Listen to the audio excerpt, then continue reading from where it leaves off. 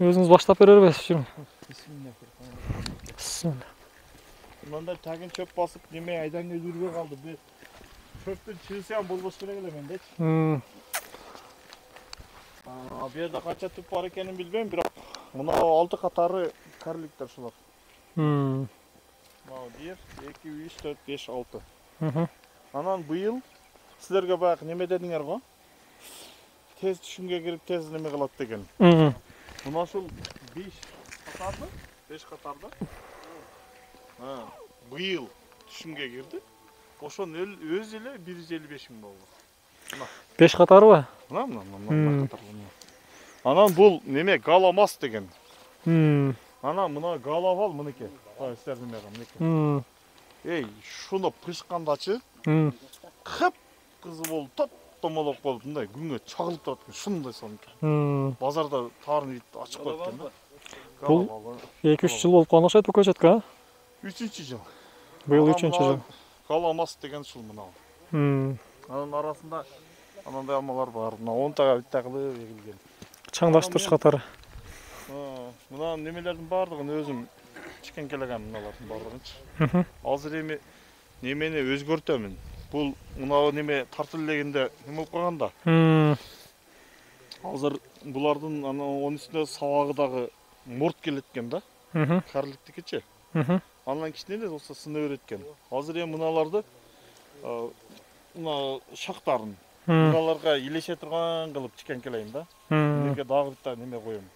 Бірақ мен шақтарында, баяғындай неме olғамда бір дағы мұнандай неме болбайды. Мұна шахматный бұтайым. Параллель жоға, бұтақтар ар тарапқа қарай өсіп отады. Барлығы шындай. Мысалы, мұна неме oldu мұна. Мына олардың ертең мынаны молаттағы көк шунан болады да. Көлекке қылыма бір-бірін. Менің пұтағанымын айырмасы мында шахматный қоям. Бері-біріне ешқандай мешайт етпейді. Азы бұлар неме зелен обрезка болбай қалды, зелен обрезка болуш керек еле. Bir жылда 3 марта неме қылам да.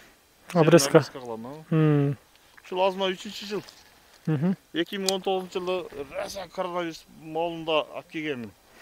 Жазда еккенсіз бе 2019 жазда? Onda 4-cü vegetasiyalı periyot bulup kaladı. 3,5 jıl bolup tur. Бирок немеле да? Алып келгенде мынанча да. 50 сантиметр лең узуну. Бұл жерде мынаулар мөмөнүн сабынын издери да, мына сумочкаларда азык заттары сакталат. Бұл жерде быйыл бүчүр пайда болду мына бүчүрчү. Мына бүчүрлөр быйыл пайда болду мыналарчы. Бирок ушунун мына жерде мөмөн саптары, мына жерде 1, 2, 3, 4, 4 дана мөмө үзүлгөн. Кичинекейинде же чоң болгондачы.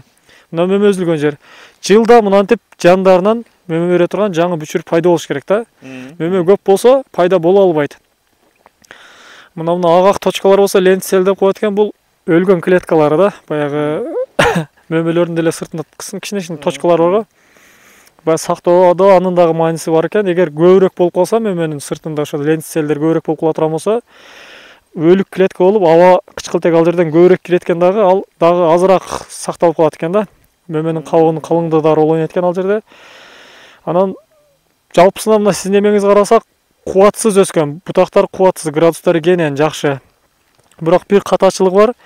Бутактарыңыз назигирээк да, мындай вегетативдик өсүү жактан бир аз баланс генеративдикке көбүрөөк оогондой да.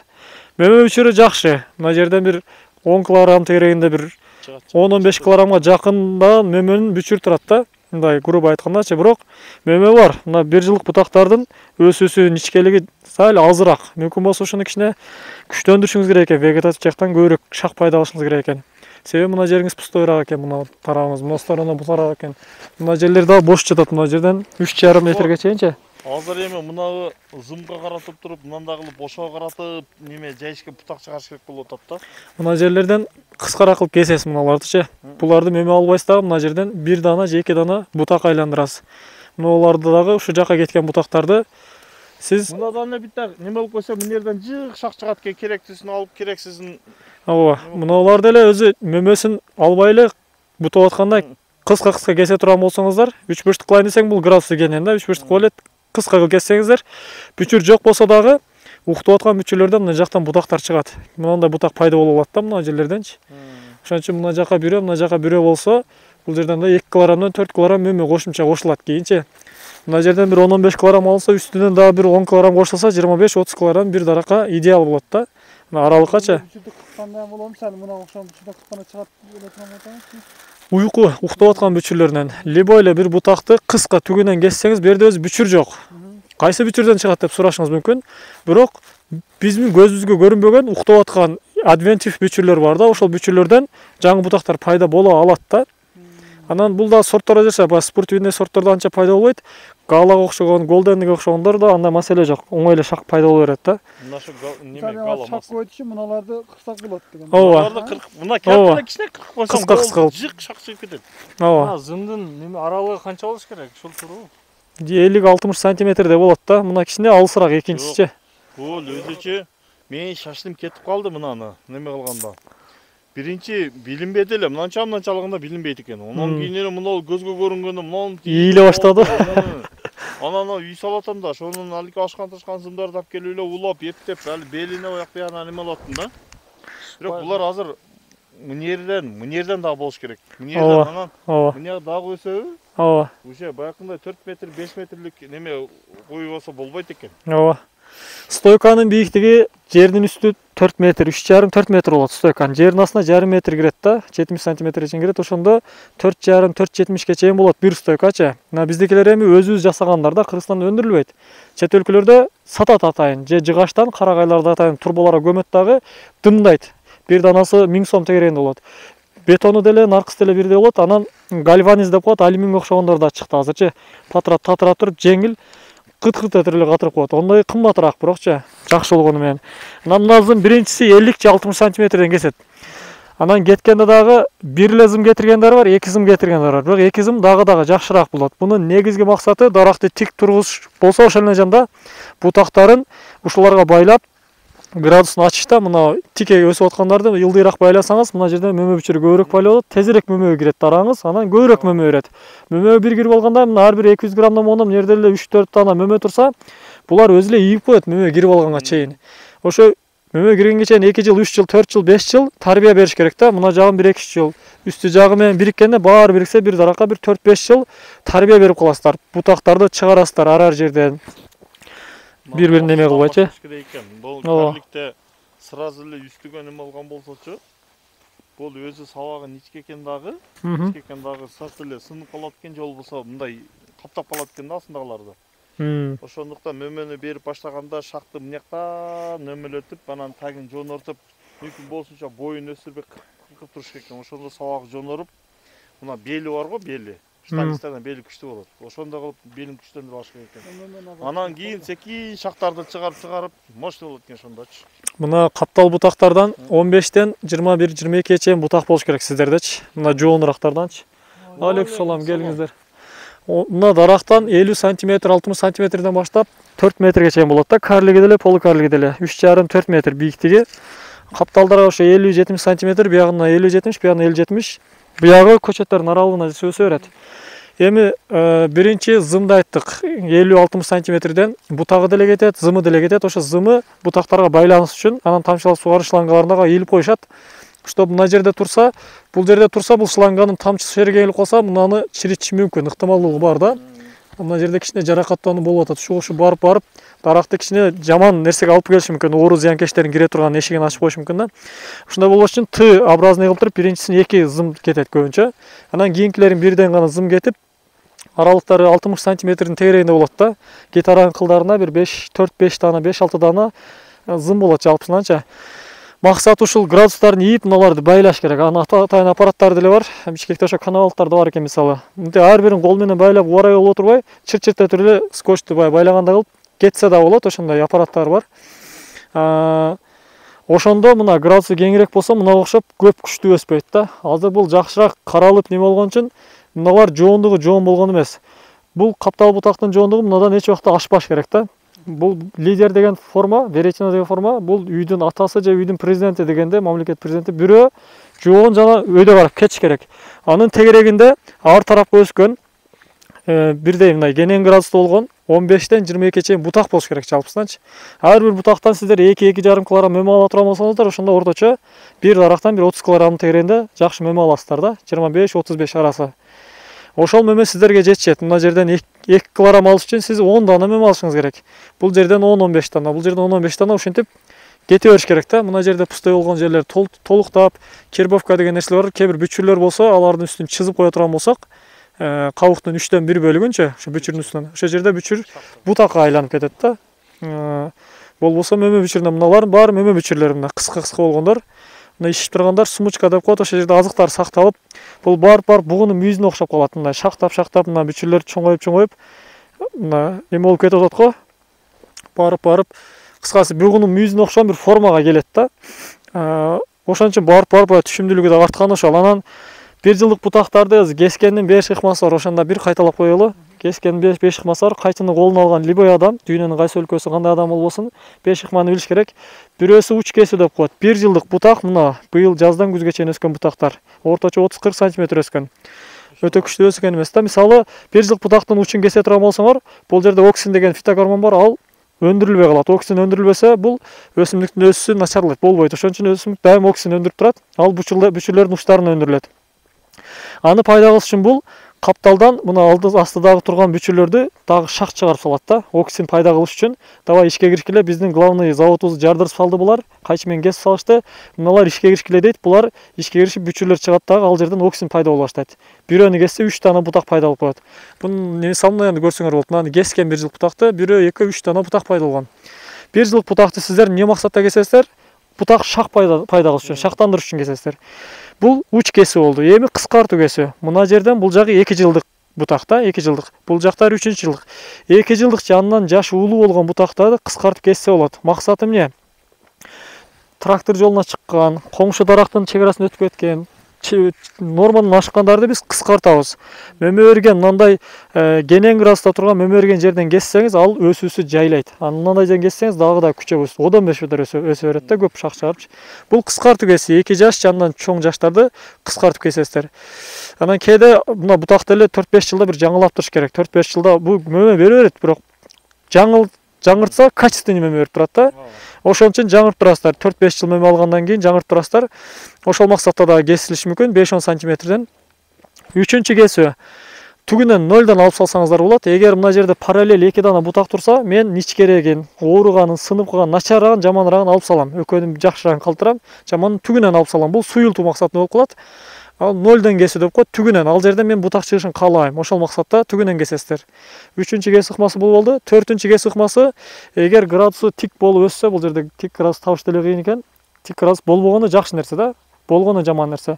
Мындай тик болуп өсүп турса, ошону 3 бұртык кылып, кайчыны жерге параллель кылмап, адамдын көкүлүн кесип аткандай кылып туруп, ал немени мындай кылып кессең, мына жерден уктап аткан бүчүрлөрдөн генен градуста бутактар пайда болот. Бул градусту кеңейтиш үчүн жана мына бутак жоондугу мына менен тең болуп кетип атса, же мунун эмеси будан да ашып кетип атса, күчү, жоондугу өсүшү, ошондой учурларда бунун немесин пасайтып коюш үчүн, баягы күчүн азайтып коюш үчүн 3 бұртык кылып кесебиз. Жана кенен градуста бутак пайдалаш үчүн 3 бұртык кылып кесебиз да.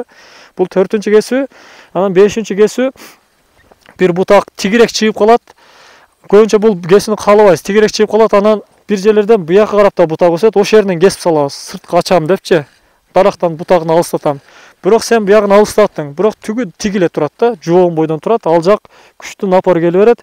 Бул жак чыгып, кайра буяка чыкканы менен буягы алыстайт, макул. Бирок түгү баары бир жоон бойдон, азык саттуу сууну көп соргон бойдон кала берет.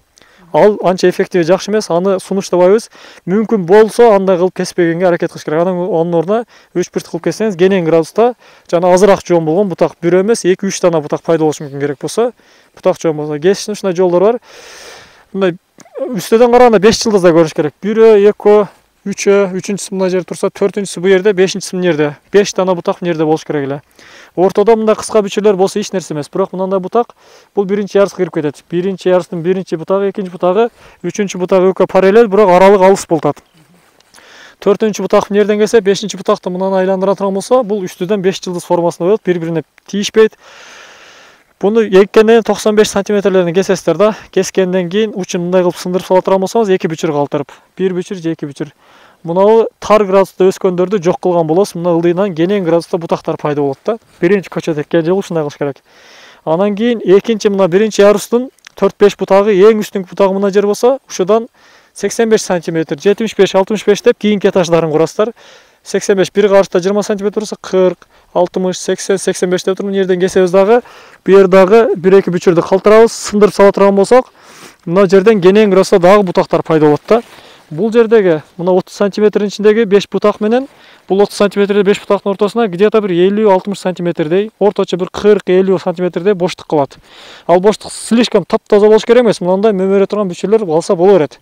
Болгону жоомунан негизги ана бутак деп коет, негизги бутактар болбош керек да. Бу жерден 5 минимум 3 болуш керек. Болсо 5 болсо эң идеал болот. 6 да болсо болот. Кээ бир сорттордо 4-5, бияктан 4-5, нарактан 4-5, нарактан 4-5, 3 этаж же 4 этаж болгондо ошондо 15тен 20га чейин бир бутак пайда болгон болот жалпысынан. Ар бир бутак деле өзүнчө мындай бутакчаларга айланат, шакчаларга, кошумча мөмө бүчүрлөрүнө айланат. Ошонун негизинде сиздер эме кыла бересиздер. Бул жердин мына катар аралыгы бир аз жакын да. Карасаңыздар 2 метр, 2,5 метр дейли экен. Бул азыр көчөт кичинекей болгон үчүн билинбей турат. Эгер көчөттөр кубат өсүп кетсе, чоңураак болуп өсүп кеткен болсо, шамалдын айлануусу, циркуляциясы начар болот. Күндү тосуп калат. 1 гектарга 20 000 көчөт да батырса болот да, ушундай ыкмалар бар. Бирок аны эч ким кылбайт. Ашып кетсе 3000, 4000ге чейин көчөт батырат Европа, Америка деле. Себеби андай кылып көргөн, өтө жакын кылганда шамал жакшы айланбай, тергенде кыйналган, ооруй берген, жиш болуп эле, бир өсүмдүктү, любой өсүмдүктү жиш кылып койдуң. Кыйналасың. Марскада деле адам тыгылып кетсе кыйналат. Андан көрө троллейбуста кенен кеткен жакшы да. Дал ошондой көчөттөрдүн да белгилүү нормасын сакташ керек. Өтө алыс кылсак, бул учурда биздин чөнтөгүбүздөн көп акча кетип калат. Өтө жакын кылсак, карашка кайра акча көп кетип атат, көп ооруп атат, путаш кыйын болуп калат, жиш болуп кетип атат да. Нормасын кармашыбыз керек да. Нормасы мисалы бул толук карлик экен, жок дегенде 3 метр кылыш керек эле. Болсо 3,5, 4 кылып туруп эле, биягын бир кылса дагы жарашат эле да. Азыр бул анча өскөн эмес, кубаттуу өскөн эмес. Баягы мөмөгө биринчи эрте коюп салганда, жаш кунажын деле бука коюп салып тез эме кылсаң көп чоңой албай калат го, дал ошондой да. Же чоңойтуп тургандан бука койсоң, эмеси чоң болот, бойлору бийик болчу. Дарак деле ошон үчүн 1 жыл, 2 жыл мөмөсүн түйсө дагы үзүп коет да. Үзүп коюш максаты азык саат урукка кетпесин, ошо бутактар жакшы чоңоюп алсын. Андан кийин түшүмгө коеюн, көп түшүм алайын деген маани да. Бул жерде мөмө бүчүрлөр көп, жетиштүү. Ал жагы жакшы, бирок бутагы бир аз азыраак да. Бутагын саны азыраак. Азыр нар жактагы сортторго ham барайлычы. Нар жагына да бир барайлы. Иште бошка менде эмне көп, көң көп. Пастана мына толоттагы бардыгын аралаштырып, базарда барынан салам, жогун таап келип туруп, бардыгын чылап, толоктун көңү ham бар, иши кылса бардыгы бар. Анан бир дагы бул алмаларына дәрі жеген эмес. Химиялыктары менен. Химиялыктары жок. Азыр мисалы Европадан келип мындай текшерсем өтөт да, кыскасы. Сертификатынан деген. Ал товарный вид эле мындай алгинде болбосо, атак неме жагынан өтөт. Экологически чистый. Мына ошол неме берилет, Кудай кааласа. Балдары менен зерикпей, ба челек менен эмеле ар бирин түбүнө 3 кеседен куюп чыгабыз. Буга нени аралаштырасыз? Бул көп нерсе бар. Bunun içinde kaliy var, kalsiy var, komplексный vitamin, balki ачычу nemeler var, Baykal, ошолордон да кошуп туруп пленка менен бетин дымдайм. Раза күндө брожение болот. Сапсым көп чыгат. Тоуктун кыгы чирген, бардыгы бар. Байкалдан бери кошом. Байкал дрожь го, ол тез неме кылат да. Өзүнчө бир микрофлора го дагы. Соларды кошуп туруп неме берем. Анан кийин бар карлик, булар карлик. Бул спорт үйүндөгү сорттор да. Айтып аттык го спорт үйүндө. Ал азыр эми шамал мынаяктан болот экен дагы, мына неме качкан да мына. Көрдүңөрбү? Шамалдан неме кылган. Эми мынаны кийинки жылы муну аламдагы мынаны биттасын же мындайдан биттер шак чыгарып туруп мынаны защитный кылып туруп, ошону неме кылып койгон. Лидер кылып койгон мынакты. Себеби ол кийин шамал одалып барып мынаны түп-түз болуп калат да. Анан мына немеде да мынеке. Азыр бул неме болбой калды, азыр эми дагы неме кылыш керек эле мына. Бутактарын жайгаштырсам, медер мынаны айтып койсун мына. Аларга кара мына. Ал ич мына. Мына бияққа кетет, мына бияққа кетет. Шахматный бутак. Бир дагы неме болбойт. Бири-бирине шамалдын айланып эске алганбыз. Анан булар неме боло элек. Зелен обрезканын 3-чүсү болбой калды. Анан өсүп кетти. Баа сен айткан мынау шактап кетет деген. Мына учу кесилгенде жайында учун чикенкалап койсоңуз деле шактап атат. Мына лидерди улап кетет бирөөсү, калгандары кичине калыңдашып, отундашып атат да. Анан эми бирок мына жерден дагы бир нерсени айтып коюш керек экен. Мисалы мынау болдубу? Мынау өзү кошумча чыкканы эле. Мынау кесел болгондуктан мынаны Лидерин мындай кылып койдум дагы, мынаны лидер кылып ташадым, мынаны өзүн алып койдум. Эми мынаны мына жерден бир жерден мына алып коюш керек, мынаны кереги жок мынаны. Мынанын тамырын не деп саткан сизге подвоин? 106. 106. Музаффардан алынган да. Спорт үйүнө сортта Түркиядан келген көчөттөр экен да, эл матарымдык. Кесиде ошол жоонду неме болсо алат. Колдонсо болот, бирок бул жер туура, ооба. Бийикте болгондо мына жерден кесетлеңиздер дагы, мына жерден астыдан кенен гроста бир канча дана бутак чыгат эле да. Азыр мынау деле тик кетип атат, мына ичкери карап өсүп атат. Карасаңыздар. Ошолорду мен неме кылам да, азыр мына немеде болбой калды да. Успеть этпей калганбыз да. Ал ошону мына жерден бир мына жерден неме болуп туруп чыгып кетип. Буну буларды алкинде айдап коюш оңой экен. Селен обрезка кылыныптыр. Кийин болбой калды да. Үчүнчүсү болбой калды. Мынеке. Мыналар мөмө байлай турган бүчүрлөр. Мына жерден былтыр кесилген да, булчу. 2 жылдык бутак. Мына жерден наркы жыл кесилген болуш керек. Туура эле айтып атамбы? Мына быйыл жаздан баштап күзгө чейин 1,5 метрдей, 1,30-1,40 өсүптүр да. Күн ачылса, мыналар полный да бир сырадан чикенке кылып чыгам да. Ана мелер да бир сыра да. Күздө кылынган чикенке обрезка. Жазда кылынганга караганда немелери, бүчүлөрү көп болот экен. Раса болот экен. Мен ошол күздө кылгандарым айырма бар да, бир 3 катарын практика неме кылдым. Күздө кайсы маалда кылдыңыз эле? Немеде. Ноябрдын башында кылгам. Кышка кирет да ал. Башта кышта бутала турган. Али парыгын ташап, неме кылып. Кышкы уйкуга киргенден жазда уйгонго чейинки аралык, мисалы ошо ноябрдын ортосунан марттын башына чейин деп коеюн, грубо айтканда, ошолго чейинки аралыкта буталган баары кышкы бутоо кирип калат да. Анан жайкы бутоо ошо жазда бутак чыккандан, зубачка сайгандан, градус кеңейткен баары чиканкалаган баары ошо кирип кетет, суюлтканы. Бул жерде бул пайда болду. Мына бүчүрлөр аз уйкуга кирди. Буну күздө бутаксам не болот, жазда бутаса болот. Айырмасы ушул. Айырмасы сиз жашаган жер, сиз өстүргөн жер кышында катуу суук болсо, мүмкүн болсо кыштагы катуу сууктар өтүп кеткенде бутаган жакшы болот. Себеби үшүгүрганда мына учундагы бышпай калган клеткалар ушул жактары үшүгүрат. Мына өйдөдөн баштап ылдыга кетет да, гангрена окшоп бияка карап чыгат. Экинчи нерсе, бул үшүгүрүп кетсе деле мына жерден баары кесип коесуз. Үшүгүрүп кетти ал. А сиз бу жерден бутап алдыңыз, дагы буягынан үшүгүрсө, дагы көбүрөөк кесесиз, көбүрөөк кескенче күчтүү бутак чыгарат. Күчтүү бутак узун болуп өсөт. Ал көп мемеге кеч кирет да, жакшы тез кирбейт. Ошол жагынан минусу бар. Анан экинчи жагы, канча дарык эрте буталса күздө, жазында дагы эртерээк ойгонот экен да, ошондо физиологиялык жактан түзмө-түз таасир этет. Бир жыл жашап койгон да болуп калат экен. Бир кыш көрүп койгон да болуп калат экен. Анан кечирээк жазда кыш өтүп кеткенде, мисалы февралдын ортосунан нары, чилде чыккандай нары буталса, бир аз дагы кечирээк ойгонот, ошол жагы бар. Анан жериңиз чоң болуп аткан болсо, мисалы бир 5-10 гектар жер болуп жетишпей атсаңыз, анда бутай бересиз ошо кыштан баштап элечи, себеби жазда жетишпей каласың. Ошондой жагы бар да. Мына жерде кичине катачылыктары бар. Мына ылдый жактан жок кылыш керек эле да. Мына ылдыйдагы мынаны түгүнөн эле кыйгач кылып алыш керек мынаны. Садовой бардан сүйкөш керек мына жергечи, жоон болгон үчүн. Бул жок болуш керек. Биз айтып атабыз го, бутаганда ылдыйдан баштайбыз, туура айтып атабыз. Бирок бир 50 сантиметрге чейин нормада уруксат берилбейт да. Мен максатымды айтып берейинби? Мынау мичке сабак эле дагы. Немеге баягы жыгыл басында мынаны опорный кылып койдум да. Азыр мына уже жоноруп алдыбы? Мынаяктан кеттиби? Шамал мынаяктан келип тартты, уже мынандай кайрылып турат да, бул эч качан мынакка кетпейт да. Эми мынаны алып койсо боло берет да, мындай калып туруп. Ооба. Туура айттымбы? Ооба. Ону опорныйга шабал койдум. Шамалга каршы көчөт эгип атканда эки нерсеге көңүл бурасыздар. Биринчиси, көчөттүн уланган жери бар. Анын уланган жери каерде турат? Уланган жер уже жаап кеттир. Мынадан ылдый жагы сары болуп турган жак подвой.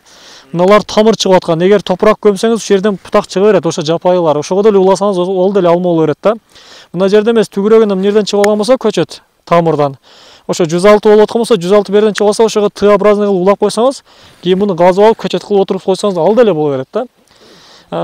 Эми кыскача анан бул жерде мына көзү жабылыптыр. Буну түштүк жакка караткан. Күн бияктан чыгып, күн бияктан баткан үчүн саартан кечке күн тийип турат. Муздагы тез эрийт, кардагы жамгырда тез эрип, кургак турат. Оорулар, козгарын, бактериялар тез кирбейт. Туура эгилген ал жагынан. Экинчи нерсе, шамалга карайсыздар. Шамал өйдөдөн түштүк жактан, тоо жактан бияка карап соккон үчүн кээде мына уланган жер мынандай болуп эгилсе туура болот да. Ороктун эмеси адам көмкөрөсүнөн отургандай болуп, шамал анча таасир эте албайт. Эгер тескерисине мынандай болуп туруп көчөт мынандайынан өскөн болсо, ал да сынып кетиш ыктымалдыгы көбөйөт да. Мынандай көчөт болсо, уланган жактан бияка карап өскөн болсо, шамал бияктан тие турган болсо, бул кайрып сындырып коюшу мүмкүн. Ошол шамалга да карап эгишиңиз керек да, шамал катуу болсо. Жалпысынан ошондой. Мынаны карап көрөлүчү. Булда деле мыналар спур, быйыл мыналар быжыраган мөмөгө айланат. Мына былтыркы бутак, мына быйылкы бутактар ушул жылы мынандай спурларды пайда кылат дагы, кийинки жылы түшүмгө кирет. 3-жылычы. Мыналар түшүм бере берет постоянно, мыналар түшүм бере берет. Бул жагы быйыл жайында зеленый обрезка болуп тур, уштарынан кесилип тур, чиканкасы болуп тур. Кийин болбой калды, кийинкиси болбой калды. Эми муну жалбырактан мисалы түшпөй атат. Шуну кандай түшүрсөк болот? Жалбырак өзү табиятынан түшөт. Быйыл өзү бардык эле эмелерде башкача болот. Анан мочавинаны неме кылсаңыздар болот. 100 литр сууга, 10 литр сууга 200 грамм, 250-300 граммга чейин мочавинаны, только мочавинаны, селитраны болбойт. Мочавинаны гана. Ошол күйгүзөт, плюс мына жашыл жалбырак, жашыл мезгилинде сепсеңиздер, мына уже түшүп атат, бул кичине шамал болсо эле түшөт. Уже этилен синтезделди, бул каарыды эмнерден оңой эле бөлүнүп атат да жалбырак. Кээ биринде мындай тарсаң да чыкпай атат да. Аларда ал процессте ишке ашыш элек да. Эми кыскача айтканда, жалбырагы жашыл болгондорго 10 литрге 200-300 грамм арасында мочавина, 100 литрге 2-3 килограмм мочавинаны сууга аралаштырып жакшы эритесиз да. Филизатор менен жашыл жалбырагын чачып койсоңуздар, ошол берген азоттун 60-65% жалбырак аркылуу кирет. Себеби мочавинанын молекуласы кичине, жалбырактардан өтүп кетет. Кирип сабактан өтүп, мына жоон өзөккө жана тамырда сакталат. Кийинки жылкы мына бүчүрлөр ачып атканда, гүлдөгөндө ошо пайдасы тиет. Быйылкыга пайдасы жок, кийинки жыл жазга пайдасы тиет. Жалбырак түшүргөнгө пайдасы бар. Пайдасы ham бар, агайым, күйгүзөт. Себеби жалбырак сырттан ичке карап кичине мындай кара-кара кылып күйгүзүп коет. Ошол эле учурда кичине эртерээк түшүшүнө дагы алып келет. Себеби жалбырак түшпөй туруп кар жаап койду эле, өткөндө көчөттөрүбүз ийилип сынып кетейин деп анча ошондой болуп атат. Ошону кайсы ноябрдын канчасынан чачсак болот? Основной түшүм жыйналгандан кийин чачылат мөмө жемиштер. Черешняга мисалы августта, сентябрда, буларга сентябрь, октябрь, ноябрь. Чачып койсок болот.